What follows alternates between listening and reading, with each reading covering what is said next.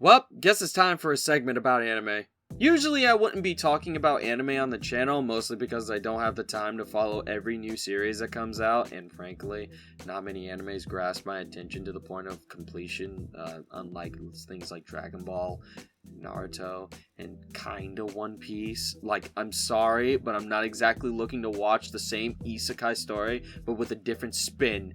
What are you talking about? That's not Kazama.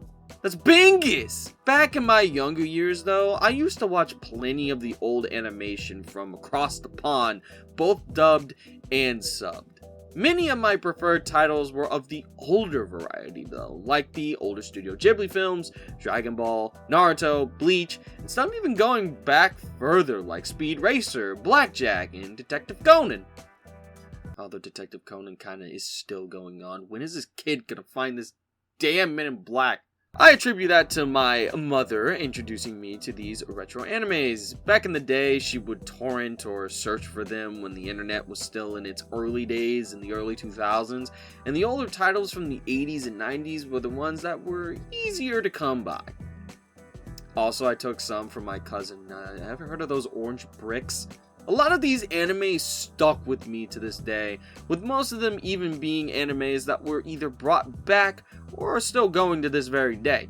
However, there was always one anime that I would go back to that still has not received too much attention, even with it being so easily available to anyone with an internet connection.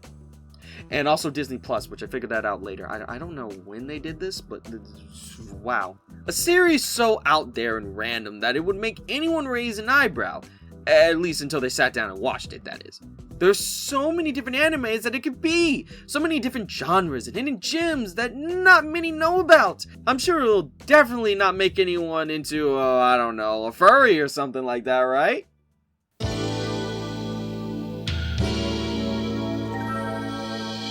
Sherlock Hound is an Italian-Japanese anime produced by RAI, an Italian public broadcasting company, and TMS, also known as Tokyo Movie Shinsha, which is a Japanese animation studio owned by a kinda niche company. Nothing too small, just someone by the names of Sega. These guys are pretty well known thanks to their work on the Detective Conan series, as well as the Lupin the Third series and Moomins. I gotta ask, what do y'all know about the Moomins? I gotta know if people actually watch this show, or if I'm just tweaking out there. They made a game recently. Alright, let's get back on track. Sherlock Hound had a total of 26 episodes that aired in between 1984 and 1985. RAI and TMS both worked together on the project, and even had some help by a pretty big name in the anime movie scene. This big name was the incredibly talented Hayao Miyazaki of Studio Ghibli fame, acting as the director and writer of the series. For only the first 6 episodes. The main reason was due to production being suspended thanks to an issue with the licensing rights to the Sherlock Holmes franchise, and by the time they had gotten everything squared away, Miyazaki had to move on to work on other projects, most likely one of his movies. However, a man known as Kyosuke Mikuriya would act as director for the remaining 20 episodes. This wouldn't lessen the quality of these episodes at all though, thanks to him actually being fairly talented in directing, with him being attributed to animes like Lupin the Third and Captain Tsubasa, before later on going to direct for Naruto and even To Love Ru. But even though Miyazaki wasn't around during production for very long, many still see the series as a Studio Ghibli anime, thanks to his name in the credits and his work on the series. So already the series was looking to be a big one thanks to the writing and directing team, but they just had to step it up even further with the music, with Kentaro Haneda working as the pianist, arranger, and composer. Most of his work can be seen in older animes from the later 70s to the early 2000s, but his music has even been heard in games like Suikoden for the PlayStation and Sega Saturn, as well as the live-action series Bakuryu Sentai Abranger, which roughly translates to Burstosaurus Squadron Ranger. It's dinosaurs apparently. The last bit where music is concerned are the 2 vocal pieces, the opening and ending themes, both created by the Japanese duo Da Capo, formed by Hiroko Kobuta and her husband Masatoshi Sakakibara. Both of these pieces are so wonderful, which makes it more painful when you realize that the international versions of the anime removed the lyrics and kept the instrumental versions instead. Talk about removing the meat from the burger, leaving the damn lettuce. SpongeBob, where are my pickles? With all of these things built together, the series debuted finally on November 6, 1984. Okay, so according to some findings online, the series technically debuted on March 11th, 1984 as a small 48-minute movie titled Sherlock Hound, Blue Ruby Chapter, and Treasure at the Bottom of the Ocean Chapter. It was essentially one of those movies that were released along with another movie, this one being Nausicaa. The Valley of the Wind, that one, the Studio Ghibli movie. Does anybody remember that movie? I watched this once, but I don't remember. All I know is that the main chick is a girl. The main chick is like on a flying machine, I think. She's got red hair, bug things. I'm not sure. Anyways, the series would come to have a single season, having only 26 episodes, each one depicting a different case that Sherlock and Watson would have to solve, with Mrs. Hudson sometimes coming along for the ride. Also, a little side note, Mrs. Hudson, peak waifu, look, I'm sorry, but damn, she on the waifu tier list, like, Anyways, the series saw moderate success, even to the point of America going in to dub the anime and air it on HBO. To make it even weirder though, HBO would actually air an episode of the show a whole year before Japan would put it out. The episode in question was, strangely enough, Episode 3, which many would see as Episode 1. A Small Client, the name of the episode, was where many people started the series, even though the actual first episode was more of an origin story of how Sherlock and Watson met. I'm guessing they didn't want to show the start of the series, rather using one of the later episodes to test out the waters in the States. Then if it got good reviews or viewers, they'd put out the rest of the show. And apparently people liked it because the show would have all 26 episodes dubbed and shown to the public.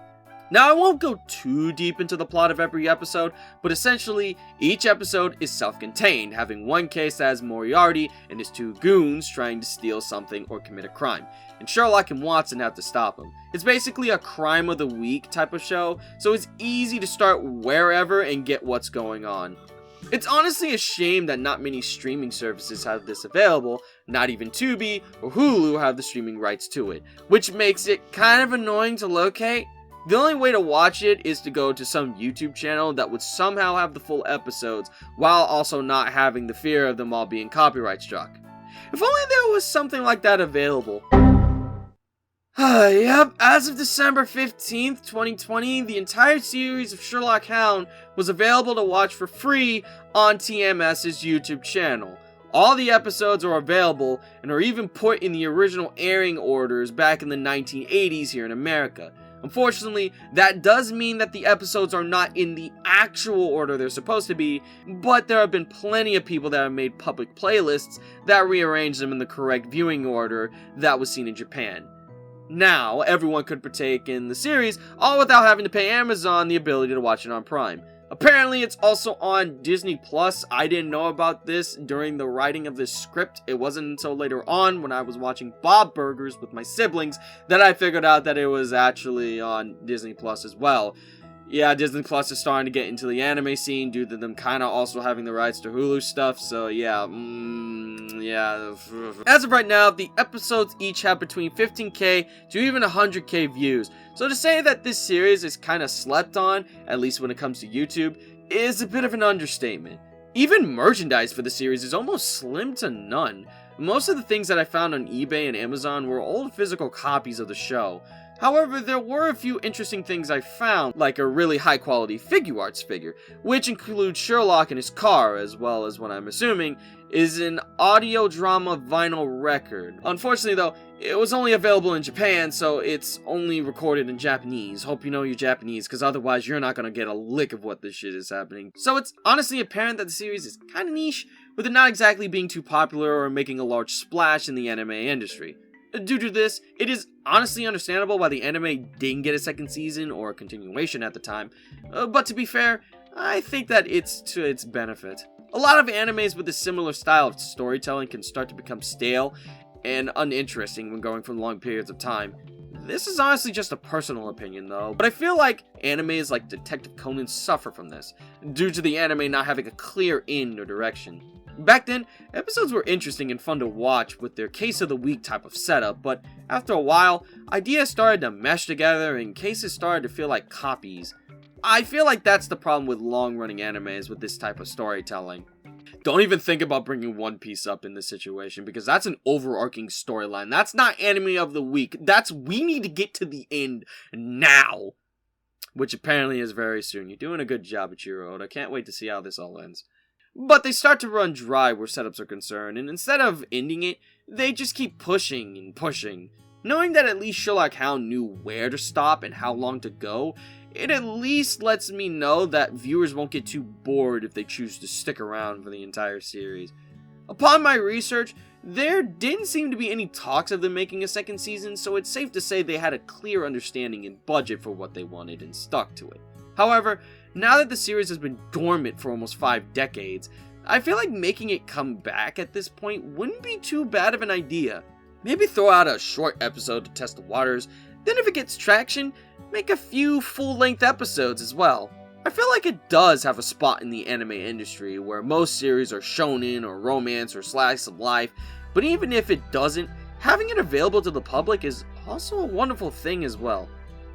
If you guys are interested in watching the series, give it a shot. I mean, it's completely free in its entirety on their YouTube channel, completely dubbed and everything, so you don't even really have to search for it or read the closed captions or anything like that. No subtitles whatsoever. You just gotta pop it on and listen to it. I listen to it whenever I'm writing.